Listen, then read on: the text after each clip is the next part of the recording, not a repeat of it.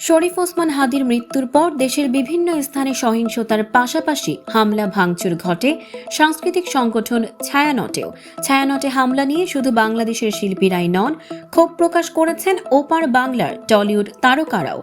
ভারতীয় সংবাদ মাধ্যম আনন্দবাজার অনলাইনের প্রতিবেদন অনুযায়ী ছায়ানটে হামলার কড়া সমালোচনা করেছেন একাধিক অভিনেতা ও সঙ্গীত শিল্পী।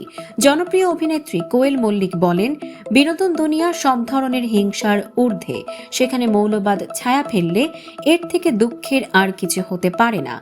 তিনি তার মুক্তি প্রতীক্ষিত সিনেমা মিতিন মাসির প্রসঙ্গ টেনে বলেন, একজন গোয়েন্দা হিসেবে মিতিন মাসি থাকলে প্রকৃত অপরাধীকে ধরেই নিরপরাধ মানুষকে রক্ষা করতেন। রবীন্দ্রসঙ্গীত শিল্পী প্রমিতা মল্লিকের ভাষায়, এটি দানবিক ও উন্মত্ত গুন্ডাগিরি। যে সঙ্গীত মানুষের ব্যাধি কমায়, সেই সঙ্গীত প্রতিষ্ঠান ধ্বংস করা হচ্ছে। এর চেয়ে ঘৃণ্য আর কি হতে পারে? তিনি এই ঘটনার তীব্র নিন্দা জানান।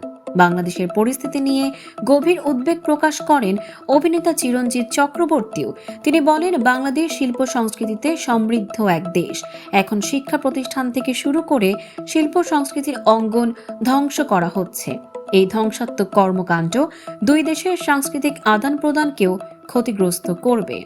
নাট্যকার অবন্তী চক্রবর্তীও দুই বাংলার শিল্পী বিনিময়ের ভবিষ্যৎ নিয়ে শঙ্কা প্রকাশ করে বলেন, সবার উপরে মানুষ সত্য। উল্লেখ্য, ছায়ানটে হামলার ঘটনায় ২০ ডিসেম্বর ধানমন্ডি থানায় ৩০০ থেকে ৩৫০ জন অজ্ঞাত ব্যক্তিকে আসামি করে মামলা দায়ের করা হয়েছে। দর্শক, সাম্প্রতিক ও চমকপ্রদ সব খবর পেতে ফলো করুন আমাদের ফেসবুক পেজ CB24 টিভি এবং সাবস্ক্রাইব করুন ইউটিউব চ্যানেল CB24 অফিসিয়াল।